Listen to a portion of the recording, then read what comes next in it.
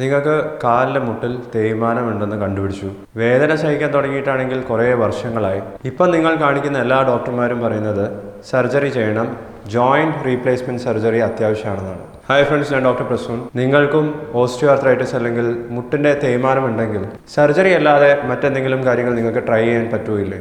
Osteoarthritis കുറയ്ക്കാൻ നിങ്ങളെ help ചെയ്യാൻ പോകുന്ന 3 ഡയറ്ററി സപ്ലിമെൻറ്റ്സും നിങ്ങളുടെ ലൈഫ് സ്റ്റൈലിൽ നിങ്ങൾക്ക് വരുത്താൻ പറ്റുന്ന കുറച്ച് മാറ്റങ്ങളും ഇതിൻ്റെ പുതിയ ട്രീറ്റ്മെൻറ്റ് ഓപ്ഷൻസൊക്കെയാണ് ഈ വീഡിയോയിൽ ഞാൻ കവർ ചെയ്യുന്നത്.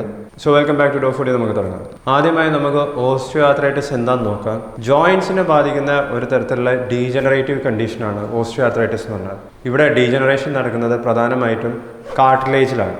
കാർട്ടിലേജ് എന്ന് പറഞ്ഞാൽ എല്ലല്ല, എല്ലിനെ കവർ ചെയ്യുന്ന അല്ലെങ്കിൽ എല്ലുകളെ തമ്മിൽ അറ്റാച്ച് ചെയ്യുന്ന തരത്തിലുള്ള ചില സ്ട്രക്ചേഴ്സാണ്. ജോയിൻറ്റിൻ്റെ സ്റ്റെബിലിറ്റിക്കും ജോയിൻറ്റിൽ നടക്കുന്ന മൂവ്മെൻറ്റിനെല്ലാം ഈ കാർട്ടിലേജ് വേണം. ഓസ്റ്റിയോആർത്രൈറ്റിസിൽ ഈ പറയുന്ന കാർട്ടിലേജിനാണ് പ്രശ്നം വരുന്നത്. അതിൻ്റെ അളവ് മെല്ലെ മെല്ലെ കുറഞ്ഞു വരും. ലക്ഷക്കണക്കിന് ആൾക്കാർക്ക് ഓസ്റ്റിയോആർത്രൈറ്റിസ് ഉണ്ടെന്നാണ് പറയുന്നത്. ചിലർക്ക് അത് കണ്ടുപിടിച്ചിട്ടില്ല, മറ്റു ചിലർക്ക് ഓൾറെഡി അത് ഡയഗ്നോസ് ചെയ്തു, കണ്ടുപിടിച്ചു, എന്നിട്ടും ട്രീറ്റ്മെൻറ്റ് സ്റ്റാർട്ട് ചെയ്യാത്തവരുണ്ട്. ഏറ്റവും കൂടുതലായിട്ടും ഓസ്റ്റിയോആർത്രൈറ്റിസ് കണ്ടുവരുന്നത് ഓവർ വെയ്റ്റ് ആയിട്ടുള്ളവർക്കും ഒബീസിറ്റി ഉള്ളവർക്കൊക്കെയാണ്, അതായത് ബോഡി വെയ്റ്റ് കൂടുതലുള്ളവർക്ക്. ഇതിൻ്റെ കൃത്യമായിട്ടുള്ള കാരണം നമുക്ക് ഇനിയും കണ്ടുപിടിക്കാൻ സാധിച്ചിട്ടില്ല. ജോയിൻസിന് മുമ്പേ ഇഞ്ചുറി സംഭവിച്ചിട്ടുണ്ടെങ്കിൽ ഓസ്റ്റിയോആർത്രൈറ്റിസ് വരാനുള്ള ചാൻസസ് കൂടുതൽ തന്നെയാണ്. നിങ്ങളുടെ ഫാമിലിയിൽ മറ്റാർക്കെങ്കിലും ഓസ്റ്റിയോആർത്രൈറ്റിസ് ഉണ്ടെങ്കിൽ നിങ്ങൾക്കും ഓസ്റ്റിയോആർത്രൈറ്റിസ് ഉണ്ടാവാനുള്ള ചാൻസസ് കൂടുതലാണ്. പ്രായം കൂടുന്നതിനനുസരിച്ചിട്ടും ഓസ്റ്റിയോആർത്രൈറ്റിസ് ഉണ്ടാവാം. ജോയിൻസിനെ ബാധിക്കുന്ന പലതരത്തിലുള്ള ഇൻഫ്ലമേറ്ററി കണ്ടീഷൻസ് ഉണ്ട്. ഇതിനെല്ലാം നമുക്ക് ആർത്രൈറ്റിസ് എന്നാണ് പറയുക. മലയാളത്തിൽ സന്ധിവാതം എന്ന് പറയും. പക്ഷെ അതിൽ ഏറ്റവും കോമൺ ആയിട്ടുള്ളത് ഓസ്റ്റിയോആർത്രൈറ്റിസ് ആണ്. മറ്റു ചില ആർത്രൈറ്റിസ് നിങ്ങൾ ഓൾറെഡി കേട്ടിട്ടുണ്ടാകും. റുമാറ്റോയിഡ് ആർത്രൈറ്റിസ് ഉണ്ട്, സോറിയാറ്റിക് ആർത്രൈറ്റിസ് ഉണ്ട്, സെപ്റ്റിക് ആർത്രൈറ്റിസ് ഉണ്ട്. ഓസ്റ്റിയോആർത്രൈറ്റിസ് അല്ലെങ്കിൽ തേയ്മാനം എല്ലാ ജോയിൻസിനെയും ബാധിക്കാറില്ല. ഏറ്റവും കൂടുതലായിട്ടും ബാധിക്കുന്നത് കൈയിൻ്റെ ഹാൻഡ് ജോയിൻസിനെ ബാധിക്കാം, കാൽമുട്ടിന് അതായത് നീ ജോയിൻസിനെ ബാധിക്കാം, നെക്കിൽ ബാധിക്കാം. നെക്കിലുള്ള ജോയിൻസ് വെർട്ടിബ്രയിലുള്ള ജോയിൻസ് ആണ്. ഹിപ്പ് ജോയിൻസിനെ ബാധിക്കാം, ലോവർ ബാക്കിനെ ബാധിക്കാം. ഓസ്റ്റിയോആർത്രൈറ്റിസും റുമറ്റോയിഡ് ആർത്രൈറ്റിസും തമ്മിലുള്ള പ്രധാന വ്യത്യാസം എന്ന് പറഞ്ഞാൽ ഓസ്റ്റിയോആർത്രൈറ്റിസ് വളരെ സ്ലോലി പ്രോഗ്രസ് ചെയ്യുന്ന കാർട്ടിലേജിനെയും ജോയിൻറ്റിനെയും ബാധിക്കുന്ന ഒരു തരത്തിലുള്ള കണ്ടീഷനാണ്. നമ്മൾ കൂടുതൽ മൂവ് ചെയ്യുന്നതിനനുസരിച്ചിട്ടും ഏജ് കൂടുന്നതിനനുസരിച്ചിട്ടൊക്കെയാണ് ഓസ്റ്റിയോആർത്രൈറ്റിസ് പ്രോഗ്രസ് ചെയ്യുന്നത്. പക്ഷേ റുമറ്റോയിഡ് ആർത്രൈറ്റിസ് എന്ന് പറഞ്ഞാൽ കുറച്ചും കൂടി പെട്ടെന്ന് പ്രോഗ്രസ് ചെയ്യുന്നതാണ്. ഇതിൻ്റെ പ്രധാന കാരണം നമുക്ക് അറിയുന്നതാണ്. ഇതൊരു ഓട്ടോ ഇമ്മ്യൂൺ ഡിസീസാണ്. അതായത് നമ്മളുടെ ഇമ്മ്യൂൺ സിസ്റ്റം നമ്മളുടെ തന്നെ ജോയിൻസിനെയും ടിഷ്യൂസിനെയും അറ്റാക്ക് ചെയ്ത് അവിടെ ഉണ്ടാക്കുന്ന ഇൻഫ്ലമേഷൻ കാരണമാണ് റുമറ്റോയിഡ് ആർത്രൈറ്റിസ് ഉണ്ടാകുന്ന സൈൻസും സിംറ്റംസും ഉണ്ടാകുന്നത്. ഇനി ഓസ്റ്റിയോആർത്രൈറ്റിസിൻ്റെ സൈൻസും സിംറ്റംസും എന്തൊക്കെയാണെന്ന് നോക്കാം. നമുക്ക് സാധാരണ രീതിയിൽ 3 സ്റ്റേജസ് ആയിട്ട് ഓസ്റ്റിയോആർത്രൈറ്റിസിനെ ഡിവൈഡ് ചെയ്യാം. മൈൽഡ് ഉണ്ട്, മോഡറേറ്റ് ഉണ്ട്, സിവിയർ ഓസ്റ്റിയോആർത്രൈറ്റിസും ഉണ്ട്.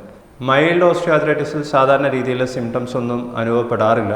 പക്ഷേ ഈ അസുഖം പ്രോഗ്രസ് ചെയ്യുന്നതിനനുസരിച്ചിട്ട് സിംറ്റംസ് ഉണ്ടാവാം. ഈ സ്റ്റേജസിലൊക്കെ ഏറ്റവും കോമൺ ആയിട്ടും കാണുന്ന സിംറ്റം എന്ന് പറയുന്നത് പെയിനാണ്. ഏത് ജോയിൻറ്റിനെയാണോ ബാധിച്ചിട്ടുള്ളത് അവിടെ പെയിൻ ഉണ്ടാവാം. ഈ പെയിനും സാധാരണ പെയിൻ പോലെയല്ല, ആ ജോയിൻറ്റ് മൂവ് ചെയ്യുന്ന സമയത്ത് എപ്പോഴാണോ ആ ജോയിൻറ്റ് നമ്മൾ കൂടുതലായിട്ട് ഉപയോഗിക്കുന്നത് ആ സമയത്തായിരിക്കും പെയിന് കൂടുതൽ. ഈ പെയിന് റെസ്റ്റ് എടുക്കുന്നതിനനുസരിച്ച് മാറും ചെയ്യും. നമ്മൾ രാത്രി കിടന്നുറങ്ങി രാവിലെ എണീക്കുന്നവരെ നമുക്ക് റെസ്റ്റ് കിട്ടുന്നുണ്ട്. രാവിലെ എണീക്കുന്ന സമയത്ത് ഓസ്റ്റിയോആർത്രൈറ്റിസ് ഉള്ള അധികം ആൾക്കാർക്കും ഒരു തരത്തിലുള്ള പെയിനും ഉണ്ടാവില്ല, കാരണം അവർക്ക് അത്രയും സമയം റെസ്റ്റ് കിട്ടിയിട്ടുണ്ട്. പക്ഷേ ഇങ്ങനെ റെസ്റ്റ് ചെയ്ത് എണീക്കുന്ന സമയത്ത് തിരിച്ച് വീണ്ടും മൂവ്മെൻറ്റ് തുടങ്ങുന്ന സമയത്ത് ആ ബാധിച്ചിട്ടുള്ള ജോയിൻറ്റ് സ്റ്റിഫായതുപോലെ ഒരു സെൻസേഷൻ ഉണ്ടാവാം. ജോയിൻറ്റ് സ്റ്റിഫ്നെസ് ഓസ്റ്റിയോആർത്രൈറ്റിസിൻ്റെ മറ്റൊരു മെയിൻ സിംറ്റമാണ്. ചിലർക്ക് ഓസ്റ്റിയോആർത്രൈറ്റിസ് ബാധിച്ചിട്ടുള്ള ജോയിൻറ്റിൽ സ്വെല്ലിംഗ് ഉണ്ടാവാം, അതായത് നീർക്കെട്ട് പോലെ ഉണ്ടാവാം, റെഡ്നെസ് ഉണ്ടാവാം. ആ ജോയിൻറ്റിൻ്റെ ഫുൾ റേഞ്ച് ഓഫ് മൂവ്മെൻറ്റ് ഉണ്ടാവില്ല. അതായത് ഒരു കൈ എത്രയാണോ മൂവ് ചെയ്യാൻ പറ്റുന്നത് അതേ ജോയിൻറ്റിൽ ഓസ്റ്റിയോആർത്രൈറ്റിസ് ബാധിച്ചിട്ടുണ്ടെങ്കിൽ ആ ഫുൾ റേഞ്ച് ഓഫ് മൂവ്മെൻറ്റ് കിട്ടിയെന്ന് വരില്ല. ഇത് കൂടുതലായിട്ടും പ്രശ്നമുണ്ടാക്കുന്നത് കാൽമുട്ടിനെ ബാധിക്കുന്ന സമയത്താണ്. ഫുള്ളായിട്ട് ഇരിക്കാൻ സാധിക്കില്ല, ഇരുന്ന് കഴിഞ്ഞാൽ എണീക്കുന്ന സമയത്ത് ബുദ്ധിമുട്ടുകളുണ്ടാവും. മറ്റു ചിലർ റിപ്പോർട്ട് ചെയ്യുന്ന ഒരു പ്രധാന സിംറ്റം എന്ന് പറയുന്നത് ആ ജോയിൻറ്റ് ലൂസ് ആയതുപോലത്തെ ഒരു ഫീലിംഗ് ആണ്. ചിലർ പറയും ജോയിൻറ്റിൻ്റെ സ്ക്രൂ ലൂസ് ആയതുപോലെ ഉണ്ട്, ഇപ്പോൾ ഇളകി വീഴുന്നുള്ളൊരു തോന്നലുണ്ട്. ഇത്തരത്തിലുള്ള സിംറ്റംസും അധികം ആൾക്കാരും റിപ്പോർട്ട് ചെയ്യാറുണ്ട്. ഇങ്ങനത്തെ ഒരു സിംറ്റം ഉള്ളത് കാരണം തന്നെ ഇവർക്ക് സ്റ്റെപ്പ് കയറാൻ പേടിയായിരിക്കും, കൂടുതൽ സമയം നിൽക്കാനോ നടക്കാനോ ഒക്കെ ബുദ്ധിമുട്ടുണ്ടാവും. നമ്മൾ സ്റ്റേബിൾ അല്ല എന്നുള്ളൊരു ഫീലിംഗ് ഉണ്ടാവും, അതായത് ഒരു ഫീലിംഗ് ഓഫ് ഇൻസ്റ്റെബിലിറ്റി ഉണ്ടാവും. അത് ഏത് ജോയിൻറ്റിനെയാണോ ബാധിച്ചത് ആ ജോയിൻറ്റ് സ്റ്റേബിൾ അല്ല എന്നുള്ള രീതിയിലായിരിക്കും ഇവർക്ക് തോന്നുന്നത്. ഇനി എങ്ങനെയാണ് ഓസ്റ്റിയോ ആർത്രൈറ്റിസ് തന്നെയാണോ എന്നുള്ളത് കണ്ടുപിടിക്കേണ്ടത്? നിങ്ങൾ ഓർത്തോപീഡിക്സ് വിഭാഗത്തിലുള്ള ഒരു ഡോക്ടറെയാണ് കാണിക്കേണ്ടത്. ഡോക്ടർ നിങ്ങളുടെ അടുത്ത് കുറേ ക്വസ്റ്റ്യൻസ് ചോദിക്കാം. ഫിസിക്കൽ എക്സാമിനേഷൻ അത്യാവശ്യമാണ്. അതായത് ഏത് ജോയിൻ്റാണോ ബാധിച്ചിട്ടുള്ളത്, ആ ജോയിൻറ്റിൽ എത്ര മൂവ്മെൻ്റ് ഉണ്ട്, സ്വെല്ലിംഗ് ഉണ്ടോ, ഇങ്ങനത്തെ കാര്യങ്ങളൊക്കെ ഫിസിക്കലി തന്നെ എക്സാമിൻ ചെയ്യണം. ചിലപ്പോൾ ചില ഇമേജിംഗ് ടെസ്റ്റുകൾ പറഞ്ഞേക്കാം, എക്സ്റേയോ MRI സ്കാനോ എടുക്കാൻ പറഞ്ഞേക്കാം. ആ ജോയിൻറ്റിൽ എത്രത്തോളം ഡാമേജ് ഉണ്ട്, ഓസ്റ്റിയോ ആർത്രൈറ്റിസ് മൈൽഡ് ആണോ, മോഡറേറ്റ് ആണോ, സിവിയർ ആണോ, ഇതൊക്കെ കണ്ടുപിടിക്കാൻ വേണ്ടിയിട്ടാണ് ഇങ്ങനത്തെ ടെസ്റ്റുകൾ ചെയ്യാൻ പറയുന്നത്.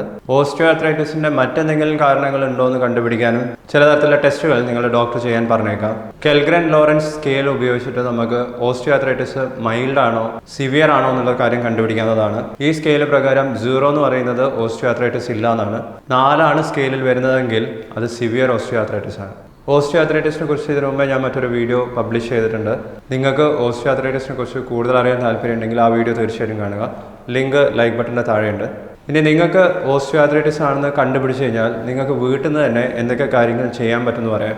നിങ്ങളുടെ ഓസ്റ്റിയോ ആർത്രൈറ്റിസ് കാൽമുട്ടിലും ഹിപ്പിലും ആണെന്നുണ്ടെങ്കിൽ നിങ്ങൾ ആദ്യം മാറ്റം വരുത്തേണ്ടത് നിങ്ങളുടെ ഡയറ്റിലാണ്.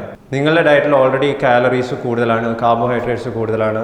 ഇത് കാരണമാണ് വെയിറ്റ് കൂടുന്നതും. വെയിറ്റ് കൂടുന്നത് കാരണമാണ് പ്രധാനമായിട്ടും ഹിപ്പിലും നീ ജോയിൻറ്റിലും ഓസ്റ്റിയോ ആർത്രൈറ്റിസ് ഉണ്ടാകുന്നതും. അപ്പോൾ വെയിറ്റ് കുറയ്ക്കാൻ വേണ്ടി കാലറി റെസ്ട്രിക്റ്റ് ചെയ്യുന്ന തരത്തിലുള്ള ഡയറ്റ് ചൂസ് ചെയ്യുക. അരി ഭക്ഷണം, ഗോതമ്പിൻ്റെ ഭക്ഷണം ഇതൊക്കെ കുറയ്ക്കുക. ഇതിന് പകരം ഫൈബർ കണ്ടൻറ്റ് കൂടുതലുള്ള രീതിയിലുള്ള ഫ്രൂട്ട്സും വെജിറ്റബിൾസും ഒക്കെ കഴിക്കാം. പ്രോട്ടീൻ അടങ്ങിയിട്ടുള്ള ഭക്ഷണം കൂട്ടുന്നത് നല്ലതാണ്. Long chain omega 3 fatty acids അടങ്ങിയിട്ടുള്ള മത്സ്യം കഴിക്കുകയാണെങ്കിൽ, പ്രത്യേകിച്ചും അയല, മത്തി ഇത്തരത്തിലുള്ള ഫിഷ് കഴിക്കുകയാണെന്നുണ്ടെങ്കിലും ഓസ്റ്റിയോ ആർത്രൈറ്റിസിന് ബെനിഫിഷ്യൽ ആണെന്നാണ് പറയുന്നത്. അതുപോലെ തന്നെ വൈറ്റമിൻ കെ അടങ്ങിയിട്ടുള്ള ഭക്ഷണം കൂടുതൽ കഴിക്കുന്നതും നല്ലതാണ്. നിങ്ങൾക്ക് വീട്ടിൽ നിന്ന് തന്നെ ട്രൈ ചെയ്യാവുന്നതാണ് ഫിസിയോതെറാപ്പി. ഏത് ജോയിൻറ്റിനെയാണോ ബാധിച്ചിട്ടുള്ളത് ആ ജോയിൻറ്റിന് ചുറ്റുമുള്ള മസിൽസിനെ സ്ട്രെങ്തൻ ചെയ്യാനും ആ ജോയിൻറ്റിൻ്റെ റേഞ്ച് ഓഫ് മൂവ്മെൻറ്റ് കൂട്ടാനൊക്കെ ഫിസിയോതെറാപ്പി വളരെയധികം ബെനിഫിഷ്യലാണ്. ഇതിനെ നിങ്ങളൊരു ഫിസിയോതെറാപ്പിസ്റ്റിനെയാണ് കാണിക്കേണ്ടത്, അല്ലെങ്കിൽ ഒരു ഫിസിക്കൽ മെഡിസിൻ ആൻഡ് റീഹാബിലിറ്റേഷൻ വിഭാഗത്തിൽ സ്പെഷ്യലൈസ് ചെയ്തിട്ടുള്ള ഡോക്ടറെ. ഹീറ്റ് തെറാപ്പി ഓസ്റ്റിയോ ആർത്രൈറ്റിസിൽ ബെനിഫിഷ്യൽ ആണെന്ന് പറയുന്നുണ്ട്. ഇതേ heat therapy osteo arthritis progress ചെയ്യുന്നതും തടയാൻ സാധിക്കുന്നത് ചില സ്റ്റഡീസിൽ പറയുന്നുണ്ട്.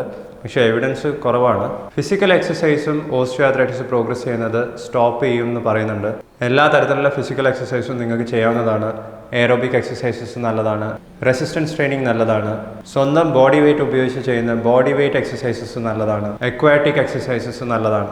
യോഗയും ഓസ്റ്റിയോ ആർത്രൈറ്റിസിൽ ഹെൽപ്ഫുൾ ആണെന്ന് പറയുന്നുണ്ട്. എക്സസൈസ് ചെയ്യുന്നതിനനുസരിച്ചിട്ട് കൂടുതൽ തേയ്മാനം ഉണ്ടാകുമെന്ന് വിചാരിക്കരുത്. ഇതിൻ്റെ നേരെ ഓപ്പോസിറ്റാണ്. നിങ്ങൾ എക്സസൈസ് പ്രോപ്പറായിട്ടാണ് ചെയ്യുന്നതെങ്കിൽ അത് കാരണം ഓസ്റ്റിയോ ആർത്രൈറ്റിസ് പ്രോഗ്രസ് ചെയ്യുന്നത് നമുക്ക് സ്ലോ ഡൗൺ ചെയ്യാൻ സാധിക്കും. ഇനി എല്ലാവർക്കും അറിയേണ്ട ഡയറ്ററി സപ്ലിമെൻറ്റ്സിനെ കുറിച്ചാണ്. അതിനെക്കുറിച്ച് പറയാം. ഏകദേശം 30-നടുത്ത് സപ്ലിമെൻറ്റ്സ് സ്റ്റഡി ചെയ്തിട്ടുണ്ട്. പക്ഷേ ഇതിലേറ്റവും ഇഫക്റ്റീവ് ആയിട്ടുള്ളത് ഒന്ന് ഗ്ലൂക്കോസമീൻ ആണ്.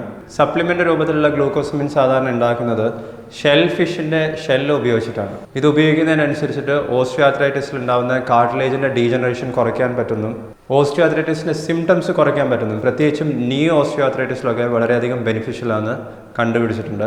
ഗ്ലൂക്കോസമീൻ നമ്മളുടെ ശരീരത്തിലും കാണാറുണ്ട്. ഇതൊരു ഷുഗർ കോമ്പൗണ്ട് ആണ്. പക്ഷേ ഈ ഷുഗറിൻ്റെ കൂടെ നൈട്രജനും കൂടി ആഡ് ചെയ്തിട്ടുണ്ടാവും. നമ്മുടെ ബോഡിയിൽ ഏറ്റവും കൂടുതലായിട്ടും ഗ്ലൂക്കോസമീൻ കണ്ടുവരുന്നത് കാർട്ടിലേജസിലും ജോയിൻസിലൊക്കെയാണ്. നിങ്ങൾക്ക് ഓൾറെഡി ഓസ്റ്റിയോ ആർത്രൈറ്റിസ് ഉണ്ടെങ്കിൽ നിങ്ങളുടെ തന്നെ ഓർത്തോപീഡിക്സ് ഡോക്ടർ നിങ്ങൾക്ക് ഇത് ചിലപ്പം പ്രിസ്ക്രൈബ് ചെയ്തിട്ടുണ്ടാവും. ഗ്ലൂക്കോസമീൻ്റെ ഡോസ് എന്ന് പറയുന്നത് ഒരു ദിവസം 1500 മില്ലിഗ്രാം വരെയൊക്കെ കഴിക്കാം.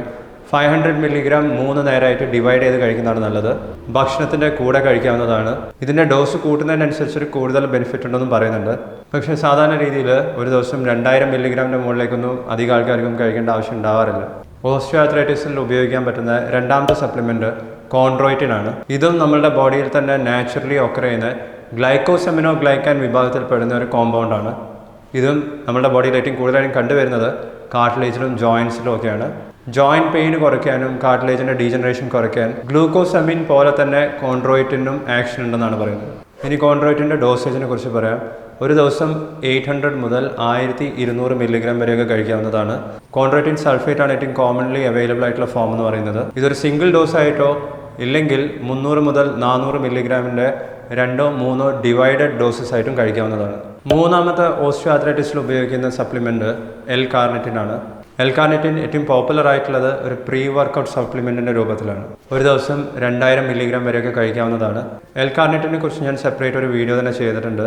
അതുകൊണ്ട് വീണ്ടും ഈ വീഡിയോയിൽ ഞാൻ ആ കാര്യങ്ങളൊന്നും റിപ്പീറ്റ് ചെയ്യുന്നില്ല.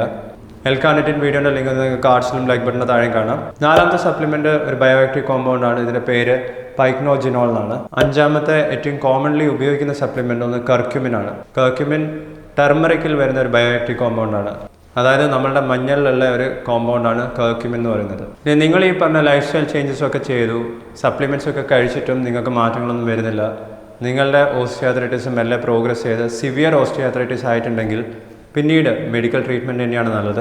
മെഡിക്കൽ ട്രീറ്റ്മെൻറ്റ് എന്ന് പറഞ്ഞാൽ പെയിൻ കില്ലേഴ്സ് കഴിക്കാം, അസിറ്റമിനോഫിൻ അല്ലെങ്കിൽ പാരസെറ്റമോൾ പെയിന് കുറയ്ക്കാൻ വേണ്ടി കഴിക്കാവുന്നതാണ്.